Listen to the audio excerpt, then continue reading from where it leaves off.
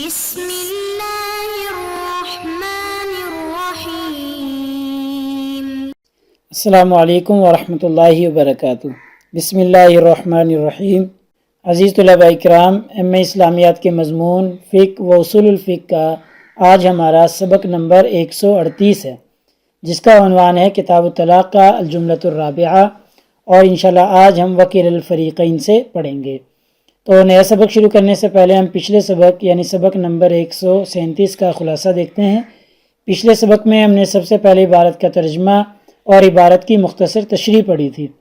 اور تشریح کے دوران ہم نے کچھ چیزوں کی وضاحت کی تھی، کچھ مسائل زیر بحث لانے کی کوشش کی تھی، جن میں سب سے پہلا مسئلہ تھا کہ طہر مراد لینے والے جو فقہا تھے ان کی قوی ترین دلیل کیا ہے، اور ایسے ہی ہم نے حیض مراد لینے والے فقہا کی قوی ترین دلیل پر بات کی تھی، یعنی لفظ قروء سے حیض مراد لیتے ہیں کچھ فقہا، اور کچھ فقہا اس سے طہر مراد لیتے ہیں، تو دونوں کے دلائل کو بھی تفصیل ہم نے دیکھا تھا۔ تو ایسے ہی آج کے اس سبق میں انشاءاللہ ہم سب سے پہلے عبارت کا ترجمہ اور عبارت کی مختصر تشریح دیکھیں گے، اور مختصر تشریح کے دوران ہم دیکھیں گے کہ حیض کو عدت قرار دینے والوں میں باہمی اختلاف ہے، یعنی وہ فقہا جو حیض کو عدت قرار دیتے ہیں یعنی لفظ قروء سے حیض مراد لیتے ہیں، ان کا آپس میں اختلاف ہے۔ اور ایسے ہی ہم دوسرا مسئلہ آج کے اس سبق میں دیکھیں گے کہ عائشہ جو عورت ہے اس کی عدت کا کیا حکم ہے، وہ اپنی عدت کے ایام کو کیسے گنے گی، کس طریقے سے اپنی عدت کے ایام کو گزارے گی۔ ایسے ہی چونکہ اس بارے میں اختلاف ہے اور مختلف اقوال ہیں، تو ہم دیکھیں گے کہ 3 ماہ کی تکمیل سے پہلے حیض آنے کی صورت میں کیا ہوگا، یعنی عائشہ عورت کو 3 ماہ کی تکمیل سے پہلے حیض آ گیا تو اس کی کیا صورت ہوگی، بتفصیل آج کے سبق میں ہم دیکھیں گے۔ تو دیکھیے گا آج کی ہماری عبارت ہے وکیل الفریقین احتجاجات طویلۃ، دونوں فریقین کے بہت سے لمبے لمبے دلائل موجود ہیں۔ پیچھے سے ہم پڑھتے آ رہے ہیں، مصنف نے بھی کہہ دیا ہے کہ طہور مراد لینے والوں کے بھی اپنے دلائل ہیں اور حیض مراد لینے والوں کے بھی اپنے اپنے دلائل ہیں، یعنی لفظ قروء سے جو حیض یا طہور مراد لیتے ہیں سب کے اپنے اپنے دلائل ہیں۔ اب آگے مصنف نے فیصلہ کن بات کی ہے کہ وَمَذْهَبُ الْحَنَفِيَّةِ يَظْهَرُ مِنْ جِهَةِ الْمَعْنَى، معنی کی جہت سے دیکھیں تو جو حنفیہ کا مسلک ہے وہ زیادہ واضح ہے، معنی کی جہت سے دیکھیں۔ وَحُجَّتُهُمْ مِنْ جِهَةِ الْمَسْمُوعِ مُتَسَاوِيَةٌ أَوْ قَرِيبٌ مِنْ مُتَسَاوِيهِ، اور سماعی دلیل کے اعتبار سے دیکھیں تو دونوں کے دلائل حجتہم یعنی تمام فقہا کے دلائل تقریباً قریب قریب ہیں یا قریب قریب ہونے کے برابر ہیں، ٹھیک ہے۔ یعنی معنی کے اعتبار سے دیکھا جائے تو حنفیہ کا مسلک زیادہ راجح ہے، اور اگر سماعی اعتبار سے یعنی جو احادیث پیش کی تھی ان اعتبار سے دیکھا جائے تو تقریباً دونوں کے دلائل کی قوت تقریباً برابر ہے۔ تو یہ مصنف نے فیصلہ کن بات کر دی ہے، اور تمام فقہا کے دلائل کی روشنی میں تمام فقہا کے دلائل کو سامنے رکھتے ہوئے وَلَمْ يَخْتَلِفِ الْقَائِلُونَ، اور اس کے کہنے والوں میں اختلاف نہیں ہے، یعنی کیا کہنے والے، ان العدۃ فی الاطہار، کہ جو کہتے ہیں کہ طہور کے مطابق عدت گزاری جائے، ان میں آپس میں کوئی اختلاف نہیں ہے۔ انہا تنقضی بدخولها فی الحیضۃ الثالثہ، کہ جیسے ہی تیسرا حیض شروع ہو، تیسرا حیض میں وہ عورت داخل ہو تو عدت ختم ہو جائے گی یا نہیں ہوگی، اس بارے میں فقہا میں کوئی اختلاف نہیں ہے۔ ان فقہا میں جو عدت طہور کے مطابق گزارتے ہیں یعنی جو قروء سے طہور مراد لیتے ہیں، ان کے نزدیک تیسرے حیض میں داخل ہوتے ہی عدت ختم ہو جائے گی، اس بارے میں کوئی اختلاف نہیں، یہ متفقہ مسئلہ ہے ان کے نزدیک۔ واختلف الذین قالوا، اور ان فقہا میں اختلاف ہو گیا جو کہتے ہیں انہا الحیض، کہ عدت جو ہے وہ حیض کے مطابق گزاری جائے گی، یعنی جن کے نزدیک لفظ قروء سے مراد حیض ہے، ان کا آپس میں اختلاف ہو گیا۔ فقیلہ، کہا گیا ہے کہ تنقضی بانقطاع الدم من الحیض الثالثۃ، تیسرے حیض کا خون ختم ہونے کے ساتھ ہی عدت پوری ہو جائے گی، ایک قول یہ ہے، یعنی جیسے ہی تیسرے حیض کا خون ختم ہوگا، بند ہوگا، تو ویسے ہی پھر ان کی عدت بھی پوری ہو جائے گی۔ وبہ قال الاوزاعی، اس کے قائل جو ہیں وہ امام اوزاعی رحمہ اللہ ہیں۔ وقیل، اور یہ بھی کہا گیا ہے حین تغتسل من الحیضۃ الثالثۃ، کہ انقطاع دم سے عدت پوری نہیں ہوگی، یعنی جیسے خون ختم ہوا عدت پوری نہیں ہوگی، بلکہ تیسرا حیض جو آئے گا وہ مکمل ہوگا، اس کے بعد عورت غسل کرے گی، غسل کرتے وقت اس کی عدت پوری ہو جائے گی۔ دونوں میں فرق ہے، ٹھیک ہے، کہ پہلا قول یہ تھا کہ انقطاع دم کے ساتھ ہی، یعنی تیسرے حیض کا جیسے ہی خون ختم ہوا عدت پوری ہو گئی، اور امام اوزاعی کا قول تھا یہ۔ لیکن دوسرے قول کے مطابق جو تیسرا حیض ختم ہوگا اس کے بعد عورت غسل کرے گی، غسل کرنے کے بعد جو ہے اس کی عدت پوری ہوگی۔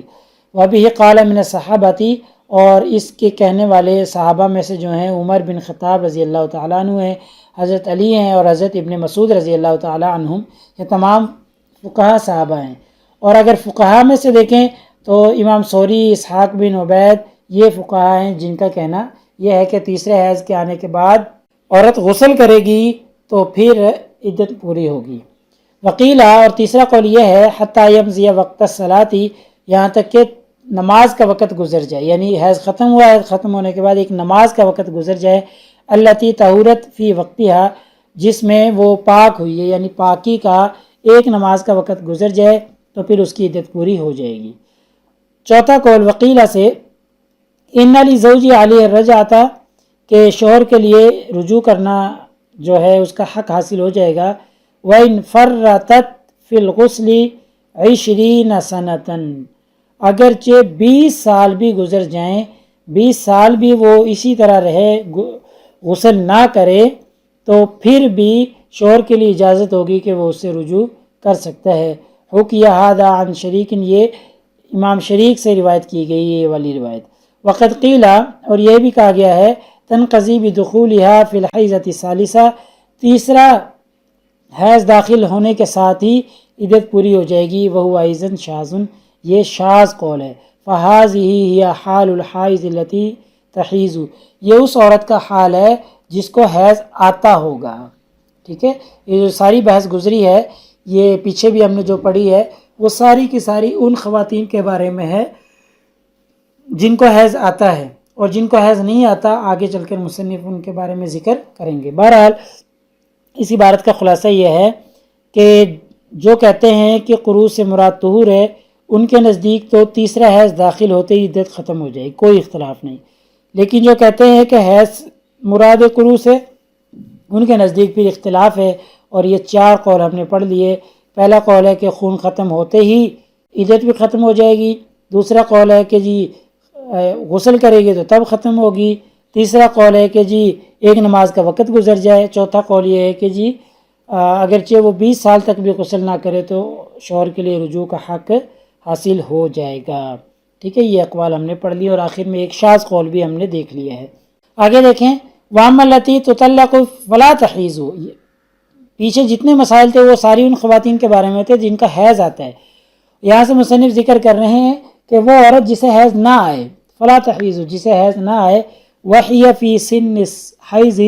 لیکن وہ حیض کی مدت میں ہو، حیض کی عمر اس کی ہو چکی ہو، وَلَيْسَ هُنَالِكَ رِيبَةٌ حَمْلٍ، اور حمل کا کوئی شک بھی نہ ہو، وَلَا سَبَبٌ مِّن رِضَاعٍ، اور رضاعت کا بھی کوئی شبہ نہ ہو، وَلَا مَرَضٍ، اور نہ ہی کوئی بیماری ہو، لیکن اس کو حیض نہیں آتا، فَإِنَّهَا تَنْتَظِرُ عِنْدَ مَالِكٍ 9 أشهر، تو لہٰذا وہ 9 مہینے تک انتظار کرے گی امام مالک رحمہ اللہ کے نزدیک۔ یعنی ایسی عورت جس کو حیض نہ آتا ہو، ٹھیک ہے، تو پھر امام مالک رحمہ اللہ کہتے ہیں کہ وہ عدت کیسے گزارے گی؟ تو امام مالک کے نزدیک وہ 9 مہینے انتظار کرے گی حیض آنے کا۔ فَإِن لَمْ تَحِضْ فِيهِنَّ، اگر اس دوران اس کو حیض نہ آئے تو اعتدت ب3 أشهر، یعنی طلاق ملنے کے بعد 9 مہینے وہ انتظار کرتی رہے، حیض آ جائے، حیض آ جائے، حیض آ جائے، لیکن حیض نہ آیا، تو حیض نہ آیا تو پھر وہ 3 مہینے آگے، یعنی 9 مہینے کے بعد 3 مہینے عدت کے شمار کرنا شروع کر دے گی۔ فَإِنْ حَاضَتْ قَبْلَ أَنْ تَسْتَكْمِلَ 3 أشهر، اگر 3 مہینے پورے ہونے سے پہلے اس کو حیض آ گیا، ٹھیک ہے، باریک بات ہے ذرا تو دھیان سے سمجھیے گا کہ پہلے جب اس کو طلاق ہوئی ہے بالفرض، یہاں اس کو طلاق ہو گئی، طلاق ہونے کے بعد اب وہ 9 مہینے انتظار کرتی رہے گی اس کو حیض آ جائے، حیض آ جائے، ٹھیک ہے، 9 مہینے اس نے انتظار کیا، انتظار کرنے کے بعد حیض نہ آیا تو اب امام مالک رحمہ اللہ کہتے ہیں وہ 3 مہینے جو ہے نا عدت کے شمار کرے، اب اگر فَإِنْ حَاضَتْ قَبْلَ أَنْ تَسْتَكْمِلَ الثَّلَاثَةَ أَشْهُرٍ 3 مہینے، یہ والے 3 مہینے پورے ہونے سے پہلے اس کو حیض آ گیا تو اعتبرت الحیضہ، تو اب حیض کا اعتبار کیا جائے گا، یعنی اب حیض کے مطابق وہ عدت گزارے گی۔ وَاسْتَقْبَلَتِ الْإِنْتِظَارُ، اب وہ اگلے حیض کا انتظار کرنا شروع کر دے گی۔ فَإِنْ مَرَّ بِهَا 9 أَشْهُرٍ، اب اگلے حیض کا انتظار کر رہی تھی، پھر 9 مہینے گزر گئے، قبل ان تحیض الثانیہ، دوسرا حیض آنے سے پہلے، دوسرا حیض نہیں آیا اور 9 مہینے گزر گئے، تو پھر امام مالک رحمہ اللہ کہتے ہیں اعتدت 3 أشہر، پھر وہ 3 مہینے عدت کے دوبارہ سے شمار کرے، ٹھیک ہے، یعنی 1 مہینہ تو اس کا پہلے ہو گیا نا، ایک حیض تو ہو گیا۔ فَإِنْ حَاضَتْ قَبْلَ أَنْ تَسْتَكْمِلَ 3 أشہر من العام الثانی، اگلے سال بھی حیض پورا ہونے کے سے پہلے اس کو حیض آ گیا، یعنی 9 مہینے پورے ہونے سے پہلے یا 3 مہینے پورے ہونے سے پہلے اس کو حیض آ گیا، انتظرت الحیضۃ الثالثۃ، اب وہ تیسرے حیض کا انتظار کرے،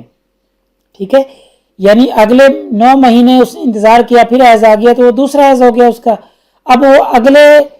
تیسرے حیض کا انتظار کرنے بیٹھ جائے۔ فَإِنْ مَرَّ بِهَا 9 أشہر، پھر اگر اس کے 9 مہینے گزر گئے اور لیکن حیض نہ آیا، حیض آنے سے پہلے 9 مہینے گزر گئے تو اعتدت 3 أشہر، پھر وہ 3 مہینے انتظار کرے۔ فَإِنْ حَاضَتِ الثَّلَاثَةَ، اگر اس کو تیسرا حیض بھی آ گیا، فی 3 أشہر، تیسرے مہینے میں، کانت قد استکملت عدت الحیض، لہٰذا اس کی حیض کی عدت جو ہے وہ پوری ہو گئی، وتمت عدتها، اور اس کی عدت بھی پوری ہو گئی، ٹھیک ہے، یعنی وہ 2 دفعہ 9 مہینے انتظار کرے گی، اور پہلے 9 مہینے، پھر اس کے بعد 1 مہینے کے لیے حیض آ گیا، پھر 9 مہینے بعد حیض آیا، پھر 9 مہینے بعد حیض آیا، تو اس طریقے سے حیض کے مطابق حیض کی مدت اس کی پوری ہو گئی اور اس کی پھر عدت بھی پوری ہوگی۔ وَلِزَوْجِهَا عَلَيْهَا الرَّجْعَةُ، لہٰذا اس کے شوہر کو حق حاصل ہوگا کہ وہ اس سے رجوع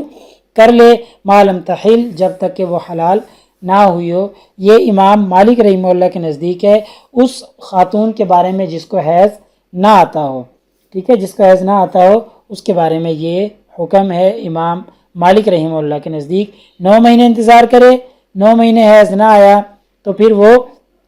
حیض کے مطابق 3 مہینے شمار کرے، تو پہلا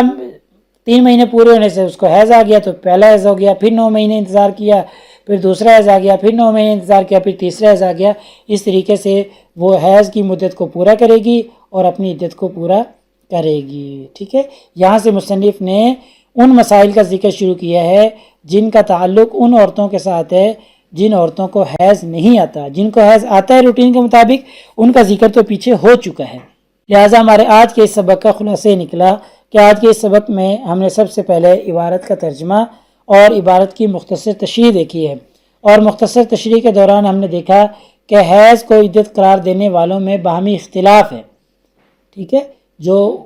فقہا کہتے ہیں کہ لفظ قروء سے مراد حیض ہے، ان کا آپس میں اختلاف ہو گیا کہ جب تیسرا حیض آئے گا تو اس کی مدت پوری ہوگی یا نہیں ہوگی، اس میں مختلف اقوال تھے فقہا کے۔ اور ایسے ہی آج کے سبق میں ہم نے پڑھ لیا کہ جو ایسا عورت ہے جس کو حیض آتا ہی نہیں، بالکل نہیں آتا، تو اس کی عدت کیسے شمار کی جائے گی، امام مالک رحمہ اللہ کے نزدیک ہم نے تفصیل کے ساتھ دیکھ لیا ہے۔ ایسے ہی 3 ماہ کی تکمیل سے پہلے حیض آنے کی صورت میں ہم نے دیکھ لیا کہ پھر وہ اگلے 9 مہینے انتظار کرے گی، پھر اس کو دوسرا حیض آئے گا،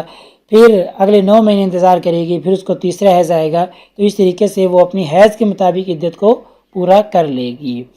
پیپر میں پوچھی جانے والے سوالات وہی ہیں ہمارے پرانے کہ جی عبارت کا ترجمہ کریں اور عبارت کی تشریح کریں، اور ایسے ہی آیت میں طہور سے کیا مراد ہے، فقہا کے اقوال کی روشنی میں دلائل بیان کریں۔ یہ اب آج کے سبق تک ہمارا یہ سوال مکمل ہو گیا ہے، اس سوال کا جواب ہم نے تفصیل دیکھ لیا ہے۔ ایسے ہی آج کے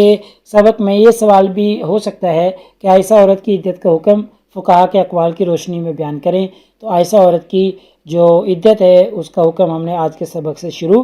کر دیا ہے، ممکن ہے یہ اگلے اسباق میں بھی جاری رہے۔ تو اگلے سبق نمبر 139 میں اسی ترتیب سے ہم آگے چلیں گے، کتاب الطلاق کا الجملۃ الرابعہ، اور انشاءاللہ آگے ہم واختلف عن مالک رحمہ اللہ سے پڑھیں گے۔ جزاکم اللہ خیر، السلام علیکم ورحمۃ اللہ وبرکاتہ۔ اللہ پاک آپ سب لوگوں کا حامی و ناصر ہو۔ اگلے سبق تک اجازت چاہتا ہوں۔ اللہ تعالیٰ آپ کو کامیابیاں اور ترقیاں نصیب فرمائے۔